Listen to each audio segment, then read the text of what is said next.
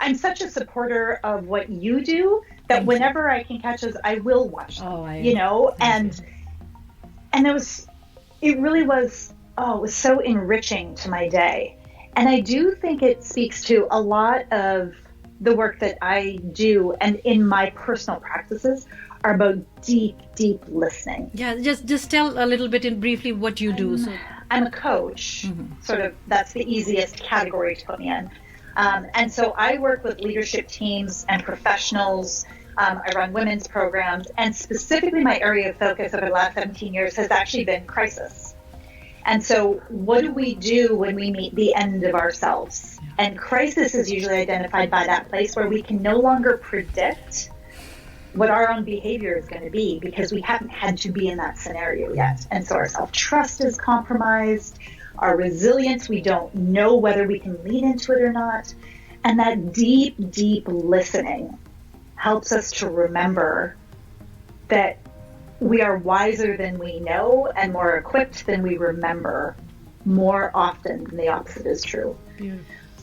One of the things I'm seeing is that we are learning, and the people around me, we're learning how we love well. And what I mean by that is, what is it like to be still and to be present with our loved ones, to listen deeply to their words when somebody is talking to us, to give us their attention, to give them our attention, and to ask for their attention in return.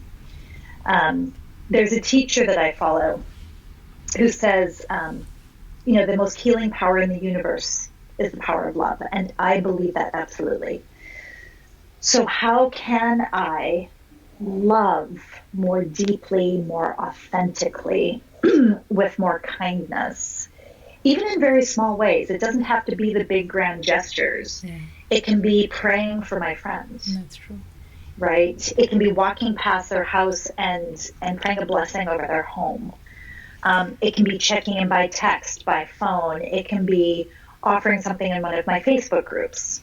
Here's a thing I can offer. It can be so many things. It can be my kids were sitting out in the yard and cutting up carrots and celery and a bowl of hummus to bring them something outside, right? But to cut it with love and with intention versus they have to eat lunch. Let me get this through this so I can go do my thing, right? Like bringing that spirit of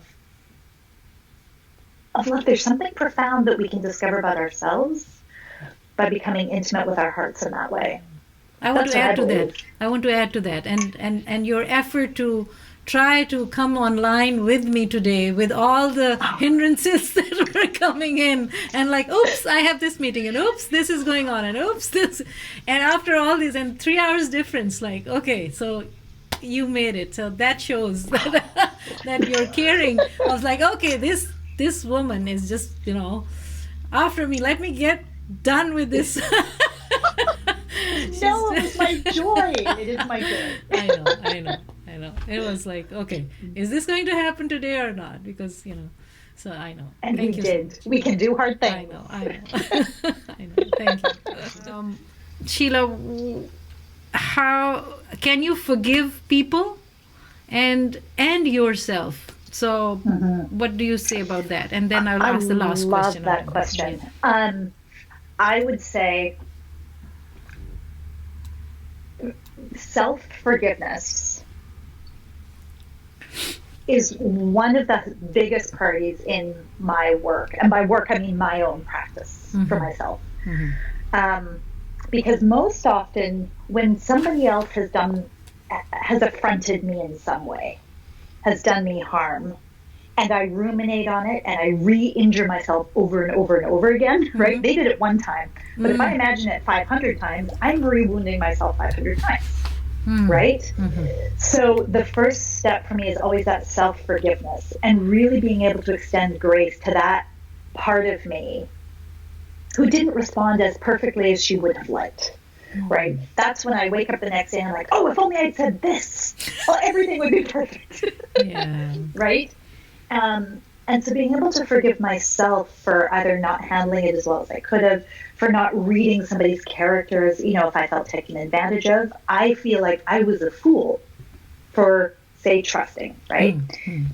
Once I have done the work of self-forgiveness, then I find if I can feel through all the emotions of whether it's something like betrayal or abandonment or hurt or woundedness, or if I can feel through all of those, forgiveness of the other is almost a foregone conclusion.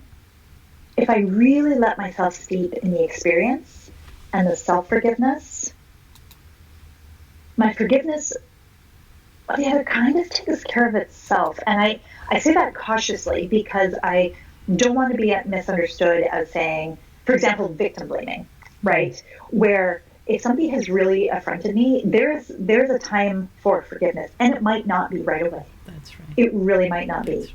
Right. It's when we are ready to feel everything that goes along with that and to forgive ourselves for whatever, right? For putting myself in that situation, for not seeing, for whatever we want to say. Then we can move towards liberating ourselves from somebody else's rent-free space in my head, as it's been called, right? So that I don't continue to perpetuate the injury. So forgiveness for me, relatively speaking, I think is actually a function of my gifting. I've come to understand through some of my work that, for example, I know growing up in the church, I knew I had the gift of faith. That was something beyond me, handed me the ability to believe in things that are unseen, in the grace of God, in the grace of Goddess, in the grace of the planet, in that we are held to fundamentally believe that the universe is for us, not against us, right? So that's just part of my makeup. And that makes forgiveness a little bit easier, I think. And it's not perfect. I'm sure I still have things occasionally at a red light where I'm like, if only, no. So my only goal in those circumstances, if I'm not ready to forgive, is to be present with whatever comes up and not re-wound myself over and over and over. Yeah. So at least I can do that. Yeah. And then, I believe forgiveness will flow. Thank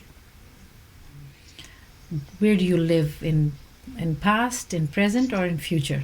What's your place?